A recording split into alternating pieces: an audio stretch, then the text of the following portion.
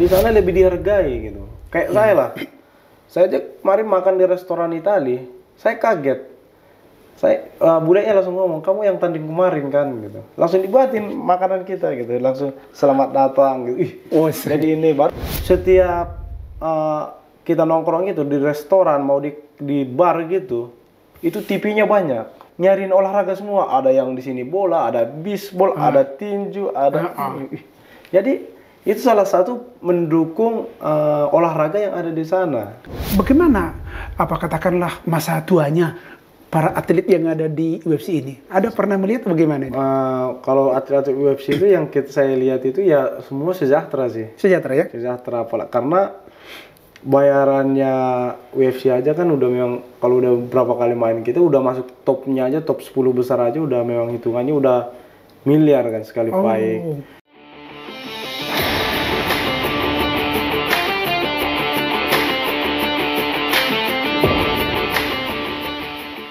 Kemudian begini, ini kan sudah tadinya itu kan, kalau mereka ini kan menyusul lah namanya.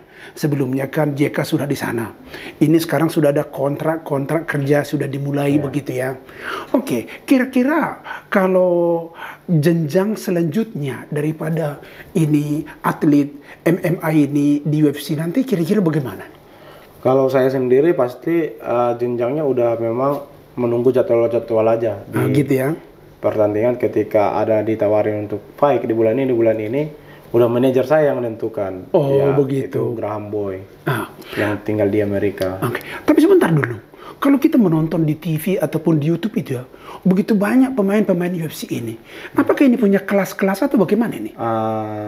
Ada kelas. Ada kelas. Kalau saya udah turun kelas dulu. Kemarin pas di Road to UFC saya main di 70 kg. 3 kg karena memang postur saya pendek dan bobot saya itu nggak cocok main di sana, saya turun ke kelas 65 gitu. 65 ya? Iya 65. Oh, berarti ini harus diturunkan berat badannya gitu lagi ya? Berat badan. Oh gitu. Harus diet lagi. Iya. Dan saya melihat kalau memang pemain-pemain yang lain itu ya ada yang posturnya besar tinggi gitu ya. Oh jadi pertandingan ini memang ada kelas-kelasnya. Ada kelasnya begitu ya? Kelasnya itu ditentukan bukan dari tinggi. Tapi dari berat badan. Kira-kira kan sudah 30 tahun ini UFC ya. Jadi mereka yang sudah berkarir 30 tahun di UFC ini, tentunya sudah tua juga lah sekarang barangkali ya. Nah, ini bagaimana katakanlah masa tuanya para atlet yang ada di UFC ini? Ada pernah melihat bagaimana ini? Kalau atlet UFC itu yang saya lihat itu ya semua sejahtera sih. Sejahtera ya? Sejahtera karena bayarannya UFC aja kan udah memang kalau udah berapa kali main kita udah masuk topnya aja, top 10 besar aja udah memang hitungannya udah miliar kan sekali fight. Dan kayak Conor McGregor aja sekali fight dia pernah 1, berapa triliun kan sekali main. McGregor ya? Iya, Conor McGregor. Dan udah rata-rata orang itu main udah ratusan, udah kayak 200 miliar ini segala macam gitu. Oh gitu ya. Cuman kita masih jauh kali kan ke sana. Iyalah, apalagi dari Indonesia baru memulai ini ya. Iya, tapi harapan kita kan kalau bisa sampai ke sana. Oke, betul. Doa dan harapan kita begitu gitu ya. Karena itu memang atlet itulah dunia atlet ini ya. Dia sehat, olahraga, tanding, sementara di sana, uang datang. Di sana lebih dihargai gitu. Kayak saya lah. Saya aja kemarin makan di restoran Itali, saya kaget.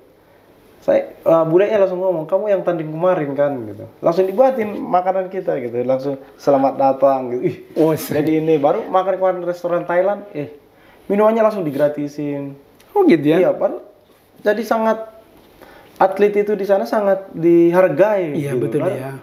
Setiap kita nongkrong itu di restoran mau di bar gitu, itu TV-nya banyak, bisa sampai 10 kan. Tapi nyariin apa semua? Nyariin olahraga semua, ada yang di sini bola, ada bisbol, ada tinju, ada. Jadi itu salah satu mendukung olahraga yang ada di sana. Iya betul ya. Bagus. Jadi kelas-kelas di sana aja memang udah ada manajer-manajernya kan. Jadi terarah atlet itu. Jadi masa depan itu terarah. Kalau di sini enggak ada. Ya belum lah kita mau tanding pun makan ikan asin dulu baru tanding. Mau gimana ada tenaga ya kan? Orang itu mulai anak-anak udah termanage, contohnya makanannya gimana, latihannya gimana, kita nggak Kalau kita nggak kerja, mau gimana kita bayar uang latihan? Iya, betul-betul. Di sana orang itu berpikir, ya latihan aja gitu. Oke. Oke. Jadi yang terakhir ini soal kita bicara masalah UFC ini ataupun MMA ini ya.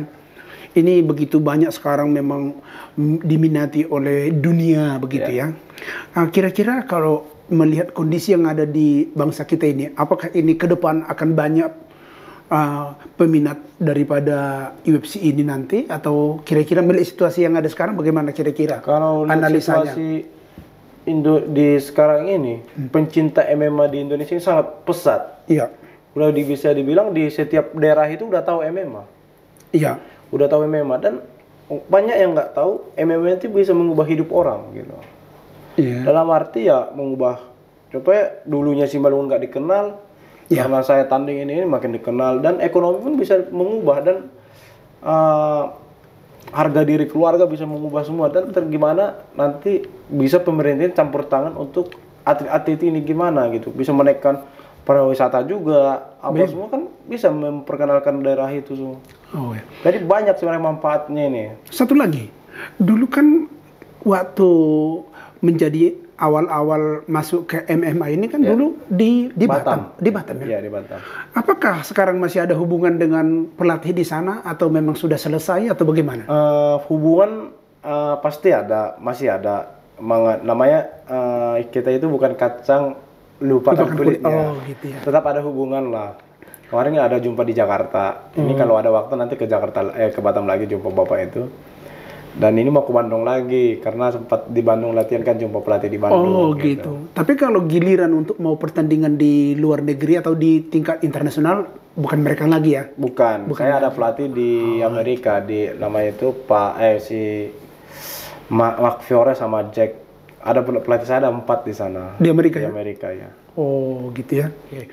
Ini kalau ini kan namanya kan petarung itu kan kadang-kadang kan bisa-bisa terancam ini fisik atau nyawa begitu. Iya. Kira-kira istri bagaimana itu apanya? Apa istrinya nggak melarang atau nggak ketakutan atau justru senang bagaimana tuh? Sebenarnya kan saya itu udah petarung mulai dari anak-anak, mulai SMP. Oh iya ya. Dan saya nikah sama istri saya kan bukan saya tutup-tutupin, saya memang petarung. Oh, Berarti ketika dia mau berkeluarga sama saya itu, berarti dia udah siap. Udah siap ya? Udah siap apa kegiatan saya kan. Nggak mungkin pas udah nikah sama saya dilarang-larang kan, nggak mungkin. Iya betul. Jadi udah dulu memang ini jadi hobi saya. Sekarang ini udah jalan hidup saya gitu. Udah masa depan saya kan. Atau justru dia mau menikah gara-gara itu ya? Nggak tahu juga. Yalah, daripada anak bandal gitu saja, anak berandalan dia menikah, bagusan anak-anak yang bandel Petarung, tadi tapi udah jadi petarung gitu ya. Iya, karena ya mungkin nggak tahu juga lah. Tapi itu satu hal yang sangat penting ya. Saya juga merasakan dari pengakuan dia tadi itu ya cukup lumayan juga lah. Jadi kepada yang bandal-bandal, janganlah bandal di jalanan. Janganlah narkoba. Janganlah pula dia itu nanti menjadi begajulan begitu ya. Tapi bisalah ikut kepada atlet-atlet yang luar biasa seperti ini. Karena itu yang dirasakan oleh JK dan juga teman-teman yang ikut bergabung menjadi binaannya sekarang, begitu ya. Kan kita tahu bahwa JK ini kemarin itu ada meminta kepada gubernur supaya dibuat perbaikan jalan di kampung. Ya, begitu ya. Itu bagaimana ceritanya dan bagaimana sekarang? Sebenarnya itu pas acara penyambutan saya pulang dari Abu Dhabi, dan saya dijamu di rumah gubernur, di kantor gubernur itu, dan saya dikasih bicara gitu. Oh iya. Saya ngomong, Pak izin, permintaan saya satu aja gitu, dan apa gitu kata gubernurnya lah gitu, pas waktu itu. Ya saya minta jalan kampung saya dibagusin karena sangat-sangat tidak layak untuk dijalani lagi gitu. Dan langsung gubernurnya langsung telepon kadisnya langsung disuruh dibagusin. Baru kemarin udah proses pembagusan lah sekarang, proses pembangunan. Sekarang gitu ya. Oke gitu ya. Jadi ada juga artinya dampaknya yang langsung dirasakan oleh masyarakat ya. Iya. Karena kita memperkenalkan daerah kita juga kan. Dan banyak udah daerah jalan-jalan provinsi yang di Simalungun udah mulai dibagusin sekarang. Oh gitu ya. Iya. Tapi kan sekarang kalau kita melihat memang jalan yang rusak di Simalungun lah dulu ya. Itu kan luar biasa ya banyaknya gitu ya. Dan kalau masyarakat menanyakan ini kepada pemerintah, ada yang bilang ini adalah jalur daripada provinsi, ini jalur nasional, ada juga nasional ya, dari pusat gitu ya. Tahu aku. Iya. Ya, sebenarnya menurut aku sih pembuatan publik aja sebenarnya itu. Itu alasan klasik. Iya. Alasan aja itu ya. Ngapain ada bupati kalau memang nggak bisa digajukan jalan yang nggak ada daerahnya itu? Masa alasan ya kan lucu sebenarnya. Ini jalan ini jalan ini nggak boleh sebenarnya kayak gitu. Menurut aku ya aturannya dipertanggungjawab ya. Iya, dipertanggungjawabkan. Ya itu cara dia gimana ke atas sana melobi, ya gimana dia ngomong sama gubernur, ya jalan. Jalan. Gubernur kan nggak tahu semua apa yang dibutuhkan masyarakat Simalungun, apa kerusakan yang ada di Simalungun. Begitu juga Pak Presiden, mana tahu dia apa yang kerusakan yang ada di Simalungun, apa yang dibutuhkan masyarakat Simalungun. Inilah orang-orang di sinilah, orang-orang yang di Simalungun inilah ngasih tahu ke gubernurnya, ke presidennya, baru ada perbaikan dan respon dari atas. Kalau nggak ada yang ngasih tahu, kita diam-diam aja kan, ya mungkin sampai kiamat pun dunia tetap aja Simalungun kayak gitu. Ya betul juga. Kemarin juga kasusnya di Lampung seperti itu. Kan? Ada yang artinya mengangkat di medsos bahwa jalannya sudah sangat tidak layak gitu ya. Awalnya memang itu si mahasiswa yang mengangkat informasi itu. Yang di Australia kan?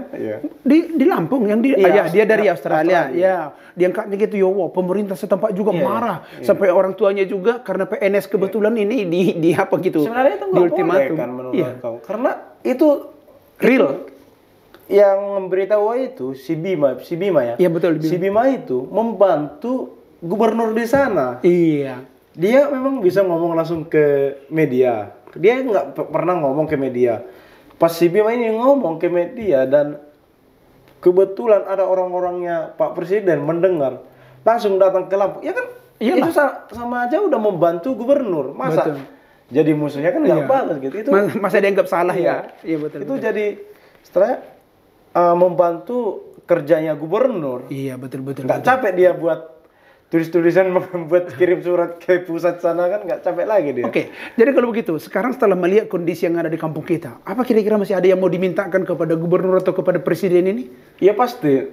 Karena gini, karena Pak Presiden, kalau ada jalan rusak di daerah kalian video kan kirim, katanya ke media kan gitu. Saya nanti pulang ke Simalungun, saya buat video semua.